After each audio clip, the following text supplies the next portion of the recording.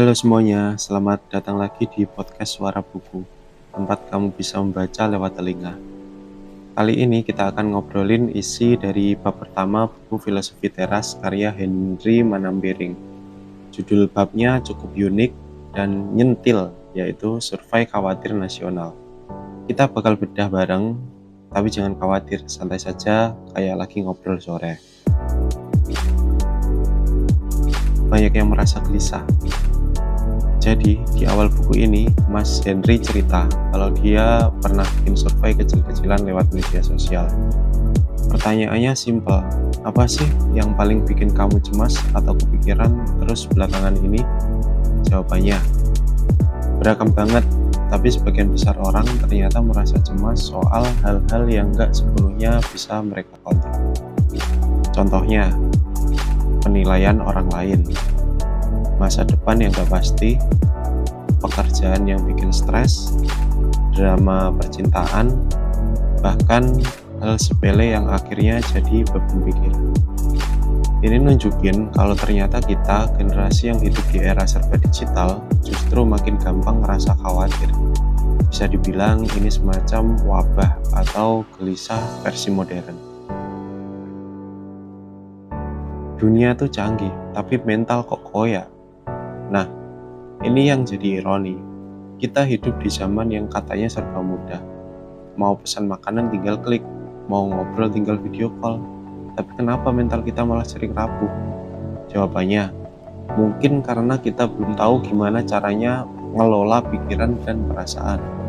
Makanya, buku ini ditulis tujuannya bukan buat ngasih motivasi instan, tapi ngajak kita mengenal satu filosofi kuno yang ternyata masih relevan banget sampai sekarang, yaitu stoicisme. Masalah bukan emosi, tapi cara kita menghadapinya.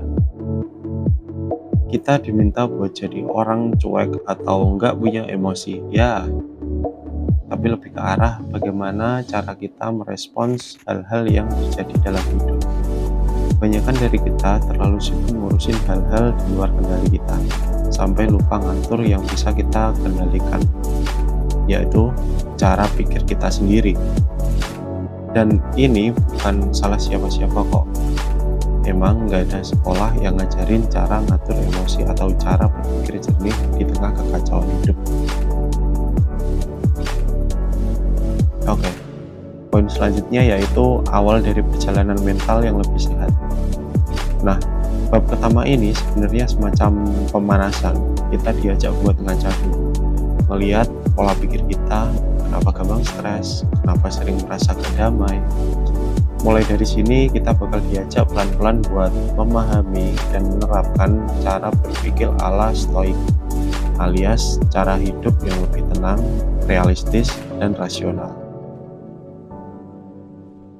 Oke, untuk penutupnya saya buat kesimpulan. Jadi kalau kamu sering ngerasa cemas, khawatir gak jelas, atau stres karena hal-hal kecil, kamu gak sendiri. Dan kabar baiknya, semua itu bisa dilatih dan diatur. Kalau kamu mau belajar, di episode berikutnya kita bakal kenalan lebih dalam dengan stoicisme. Filosofi ini mungkin bisa jadi obat buat pikiran yang sering keruh. Sampai di sini dulu, terima kasih udah dengerin. Kalau kamu suka, boleh bantu dukung channel ini dengan like, komen, dan subscribe. Sampai ketemu di episode selanjutnya. Jaga pikiran, jaga perasaan, dan semoga harimu tetap waras. Bye-bye.